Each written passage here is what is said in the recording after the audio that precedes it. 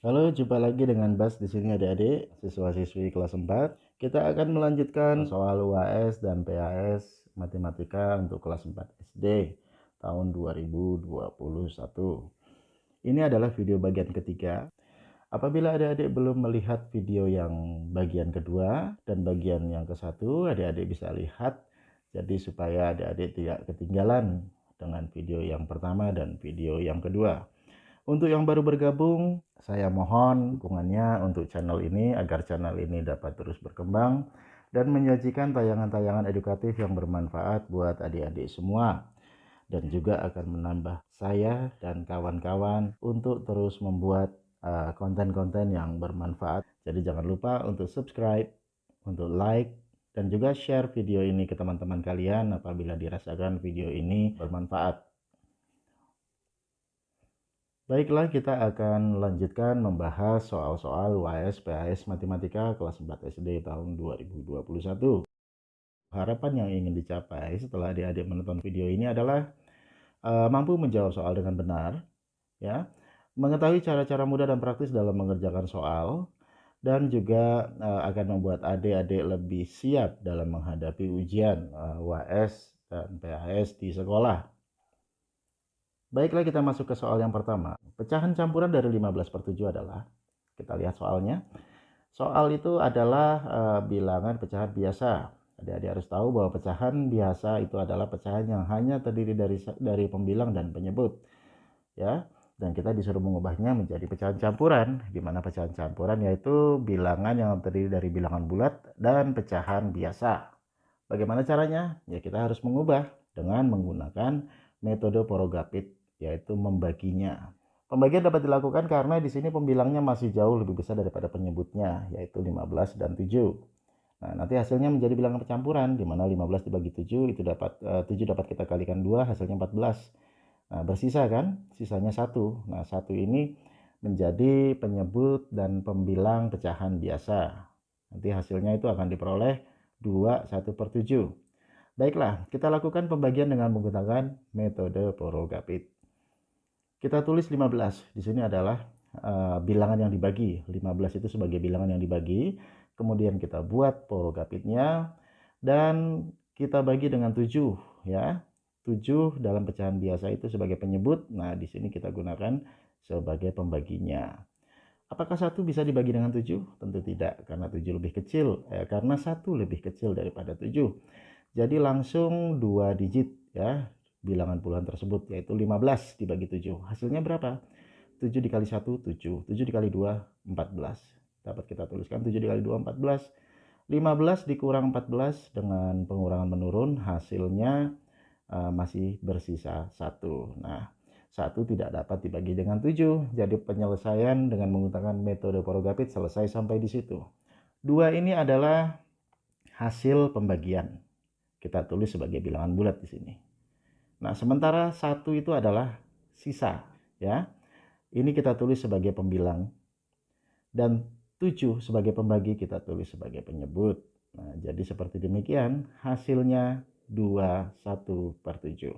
Kita lanjut ke nomor 2. Penaksiran dari hasil 23 dikali 19. Ini adalah mengenai materi penaksiran, ya. Penaksiran termasuk pembulatan di dalamnya, ya. Bagaimana cara penyelesaiannya? Yang dilakukan pertama kali adalah dengan menghitung perkalian kedua bilangan tersebut. Mari kita lakukan. 23 dikali 19. 23 dikali 9 itu hasilnya 207. 23 dikali 1 hasilnya 23. Jadi kita tulis demikian. Kemudian kita jumlahkan secara menurun, hasilnya 437. Apabila dari pilihan jawaban di pilihan ganda tidak ada jawaban yang sesuai, ya, kita olah lagi di sini karena di situ jawabannya ratusan, ya. Nah, jadi yang harus kita lakukan adalah pembulatan ke ratusan terdekat. 437 yang akan kita bulatkan adalah 37. Nah, kalau dibulatkan ke ratusan terdekat hasilnya adalah 400. Kenapa? Karena 37 itu kurang dari 50. Maaf ya adik-adik, di sini ada kekeliruan menulis tanda. Jadi sebetulnya seperti ini. 37 itu kurang dari 50. Jadi akan dibulatkan ke ratusan ke bawah, di bawahnya, ya. Hasilnya menjadi 400. Coba disesuaikan dengan pilihan jawaban yang ada di pilihan ganda. Mudah ya adik-adik? Baiklah, kita lanjutkan ke soal nomor 3. Soal nomor 3 dari isian masih mengenai penaksiran. Ya, yang ditanyakan adalah penaksiran dari hasil 286 dibagi 9. Yang kita lakukan pertama kali adalah dengan menghitung operasi pembagian tersebut. Ya, kembali kita menggunakan metode Porogapit. Ya, nah nanti setelah dapat hasilnya kita sesuaikan untuk membulatkannya, yaitu dengan ketentuan pembulatan ya. Yang diminta adalah bulatkan ke puluhan terdekat. Baiklah, kita lakukan pembagian kedua bilangan tersebut, yaitu 286 dibagi dengan 9. Saya langsung aja ya. Karena saya yakin adik-adik semua sudah lancar menggunakan pembagian dengan metode Porogapit ini. Jadi dapat kita tuliskan di sini adalah 31 sebagai hasil bagi, 7 sebagai sisa pembagian, dan 9 akan menjadi pembilangnya. Hasilnya adalah 31 7/9. Nah, 31 7/9 ini sebetulnya kalau kita bulatkan kesatuan terdekat ya, itu hasilnya menjadi 32. Karena yang diminta soal adalah bulatkan ke puluhan terdekat. Ya, kan tadi 32. 32 itu kalau dibulatkan dia akan ikut ke puluhan di bawahnya. Jadi hasilnya 30. Ya. Kalau dia lebih dari 5, misalnya hasilnya 35, dia akan dibulatkan ke 40. Oke, yang diminta soal adalah bulatkan ke puluhan terdekat, hasilnya menjadi 30. Silakan adik-adik cocokkan dengan pilihan jawaban yang ada ya. Baiklah adik-adik, mari kita lanjutkan ke soal berikutnya, yaitu soal nomor 4. Faktor persekutuan dari bilangan 30 dan 45. Ingat, ini sama seperti di video yang kedua. Ya, yang ditanyakan adalah faktor persekutuan. Ya, faktor persekutuan. Mari kita selesaikan. Yaitu yang pertama dengan menggunakan metode uraian. Ya, yaitu dengan menguraikan faktor-faktor yang bisa membagi kedua bilangan tersebut, mulai dari 1 hingga bilangan itu sendiri.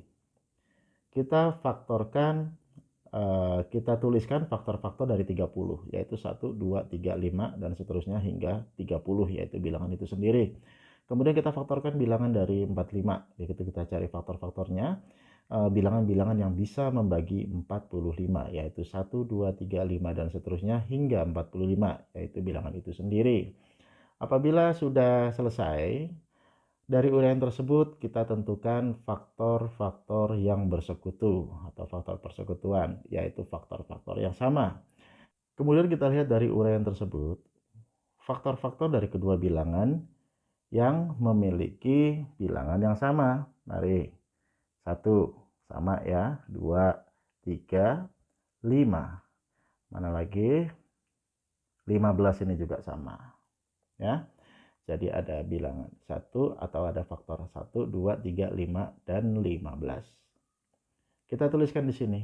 Maka faktor-faktor persekutuannya adalah 1, 2, 3, 5, dan 15. Ya, itu jawabannya adik-adik. Namun apabila andai soal menanyakan FPB, ini adalah pertanyaan tambahan dari saya ya. FPB apabila ditanyakan di soal, yang kita gunakan adalah kalau menggunakan metode uraian, yang kita lihat adalah faktor-faktor yang bersekutu atau faktor-faktor yang sama, tapi pilih faktor yang sama yang nilainya paling besar. Jadi FPB-nya kalau mau kita cari adalah 15. Jangan keliru ya adik-adik, ini yang ditanya faktor persekutuan, bukan faktor persekutuan terbesar. Jadi jawabannya adalah 1, 2, 3, 5, dan 15. Selesai. Kita lanjut ke soal nomor 5. Nah, nomor 5. Faktorisasi prima dari bilangan 84. Kita selesaikan sama-sama. Faktorkan dengan metode pohon faktor. Kita lakukan pohon faktor. Adik-adik jangan bingung ya di sini, karena pemfaktoran dapat dilakukan dengan 3 metode. Yang pertama adalah pohon faktor, yang kedua adalah dengan metode uraian, yang ketiga adalah dengan metode tabel. Ya, sama dengan KPK pun seperti itu, faktor.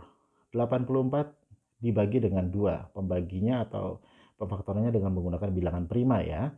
Jadi 84 dibagi dengan 2 dulu, yaitu dari bilangan prima yang terkecil, hasilnya adalah 42. 42 kita bagi lagi dengan 2, hasilnya menjadi 21. Nah, faktorisasi prima yang di sini ditanyakan adalah faktorisasi prima. Faktorisasi prima adalah bentuk perkalian faktor-faktor dari suatu bilangan. Ingat ya, bentuk perkalian faktor-faktornya. Jadi dapat kita tuliskan di sini, faktorisasi prima dari 84 itu adalah 2 dikali 2 dikali 3 dikali 7. Ya. Nah, karena 2 ini faktor yang sama, itu dapat kita sederhanakan atau dapat kita tulis lebih ringkas menjadi 2 pangkat 2. Jadi faktorisasi prima dari 84 itu adalah 2 pangkat 2 dikali 3 dikali 7. Jawabannya adalah demikian. Ya. Kita lanjut ke soal nomor 6. Nah, KPK, ini yang ditanyakan adalah KPK, kelipatan persekutuan terkecil dari 30 dan 36, jadi dari dua bilangan. Yang ditanyakan adalah KPK atau kelipatan persekutuan terkecil dari 30 dan 36. Ya. Nah, cara penyelesaiannya, oke, kali ini kita lakukan dengan metode pohon faktor. Kita faktorkan dulu dengan pohon faktor, yaitu bilangan 30. 30 kita bagi dengan, atau kita faktorkan dengan bilangan prima yang paling kecil dulu, yaitu 2, hasilnya 15. Nah, 15 tidak bisa dibagi 2, kita faktorkan lagi dengan bilangan prima yang selanjutnya. 15 dibagi 3 hasilnya 5. Nah, bilangan yang kedua. Nah, jadi dapat kita tuliskan 30 itu sama dengan 2 kali 3 kali 5. Kemudian kita faktorkan bilangan yang kedua, 36 kita faktorkan, kita bagi dengan bilangan prima mulai dari yang terkecil, 36 dibagi 2 hasilnya 18. 18 dibagi 2 hasilnya 9. Ya. 9 tidak dapat kita bagi lagi dengan 2, jadi ke bilangan prima selanjutnya yaitu 3. 9 dibagi 3 hasilnya 3. Selesai. Jadi 36 dapat kita tuliskan 2 kali 2 kali 3 kali 3. Atau lebih ringkas dapat kita tuliskan 2 pangkat 2 dikali 3 pangkat 2. Nah, bagaimana KPK? KPK itu mengalihkan semua faktor. Dan bila ada faktor yang sama atau kembar, ambil faktor dengan pangkat terbesar. Ingat, seperti saya jelaskan di video sebelumnya, apabila yang ditanyakan KPK, kita mencari bilangan yang sama itu apabila ada yang kembar atau sama, kita ambil pangkat yang terbesar. Pangkat yang kecil tidak kita gunakan. Namun, faktor-faktor lainnya juga ikut kita kalikan. Nah, ini berbeda dengan FPB. Kalau FPB itu dia hanya mencari faktor yang sama. Apabila ada faktor yang tidak sama, itu diabaikan atau tidak digunakan. Ya. Jadi KPK untuk soal ini adalah KPK dari 30 dan 36. Ini faktor yang sama ada 2 ya, yang dari 30 itu 2 pangkat 1 sebetulnya. Nah, karena kita harus mengambil pangkat yang terbesar, yang kita gunakan adalah 2 pangkat 2. Nah, di sini juga ada bilangan lagi yang kembar.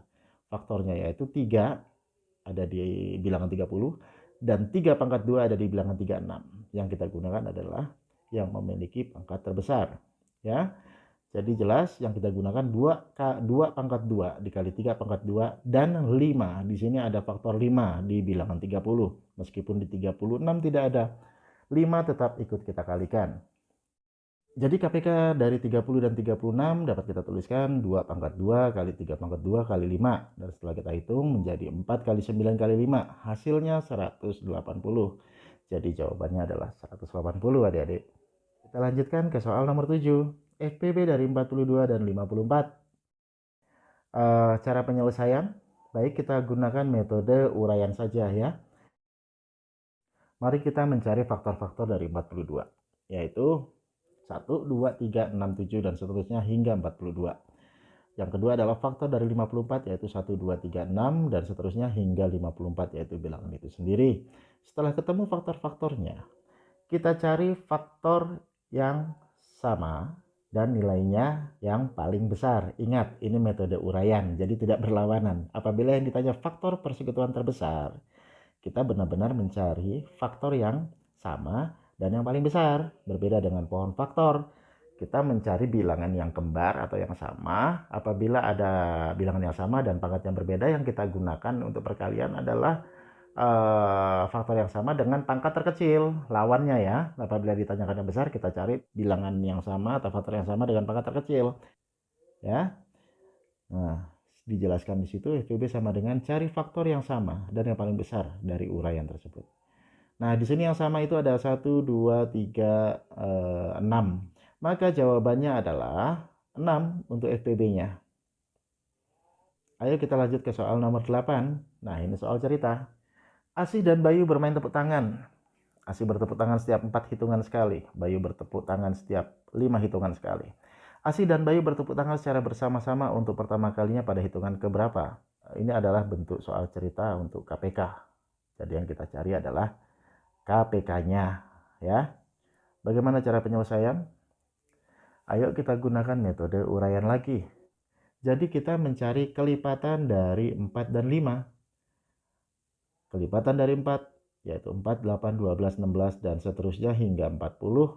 Sebetulnya tidak terbatas, sampai kapanpun adik-adik mau mencari itu setelah 40 ada 44, ada 48, ada 52, dan seterusnya. Ya. Kemudian kita cari lagi kelipatan dari 5. Nah, kelipatan dari 5 ini 5, 10, 15, 20, 25, dan seterusnya. Ya. Nah, karena metode yang kita gunakan adalah metode uraian, yaitu dengan menguraikan kelipatan dari kedua bilangan tersebut. Jadi KPK-nya itu nanti adalah kelipatan yang sama, tetapi yang paling kecil. Kita lihat kelipatan dari 4, yaitu 4, 8, 12, 16, 20. Nah, ternyata 20 juga ada di hitungan kelima, di bilangan yang kedua, yaitu 5. Sama ya, 20. Sudah ketemu. Jadi kita lingkari dulu di sini misalnya. Nah, setelah itu 24, 28, 32, 36, 40. Ternyata di bawah juga ada 40. Nah, sudah ada 2 bilangan yang sama. Tidak perlu kita lakukan jauh-jauh karena yang kita mau cari di sini adalah KPK. Jadi jawabannya adalah 20. Kita lanjut ke soal nomor 9, ini masih soal cerita. Saya bacakan. Perhatikan gambar di bawah ini. Pada gambar timbangan, dalam keadaan setimbang, terdapat 3 anak timbangan masing-masing 250 gram, 100 gram, dan 50 gram. Dan 2 buah buku di sisi kanan. Nah, ini bukunya nampak bahwa bukunya ini sama, tebalnya sama, bentuknya sama. Jadi kita asumsikan di sini bahwa buku tersebut sama. Yang ditanyakan adalah berat buku pada gambar. Ini saya gambar kira-kira seperti ini timbangan. Ya. Ini dalam keadaan setimbang, kanan kiri sama.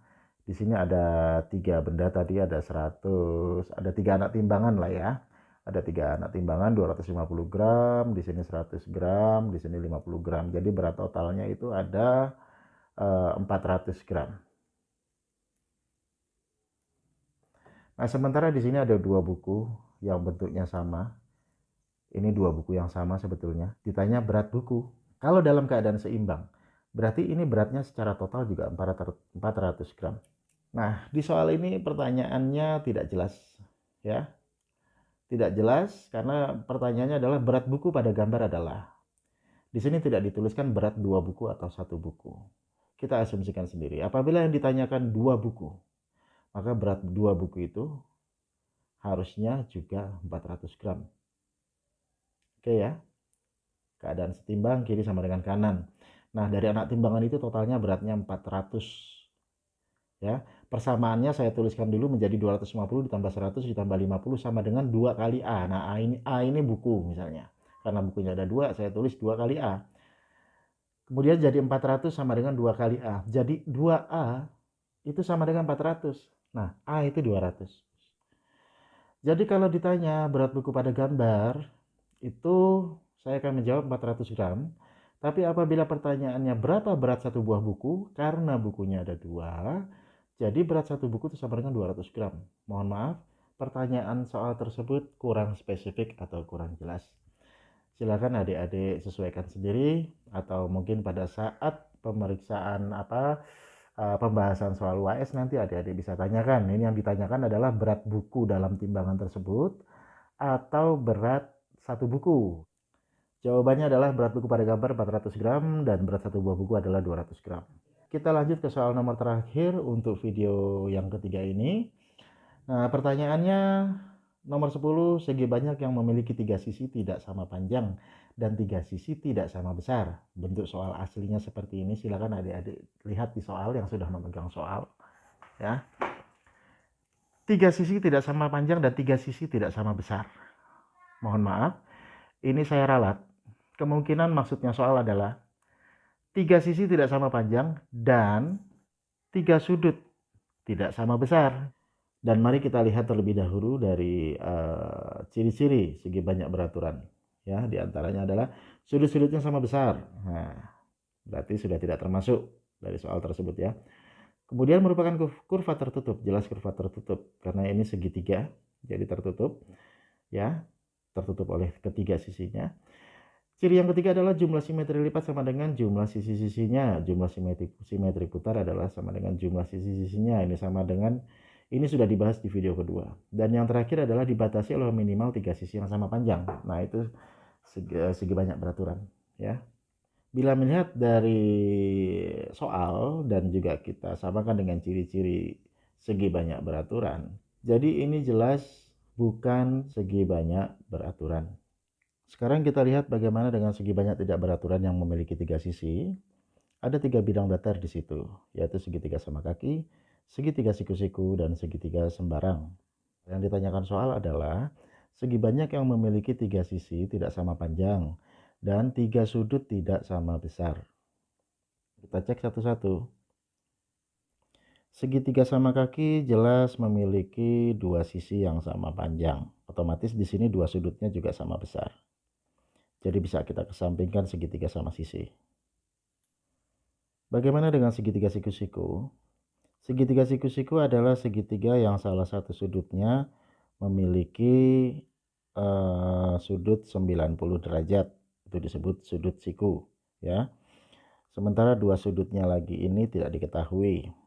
Namun yang perlu adik-adik tahu di sini bahwa jumlah sudut dalam segitiga itu selalu 180 derajat. Jadi apabila kedua sudut ini kita jumlahkan, ini pasti jumlahnya 90 derajat ya, sehingga total keseluruhannya 90 ditambah satu sudut siku yang besarnya juga 90, itu jumlahnya 180 derajat. Kita coba lagi.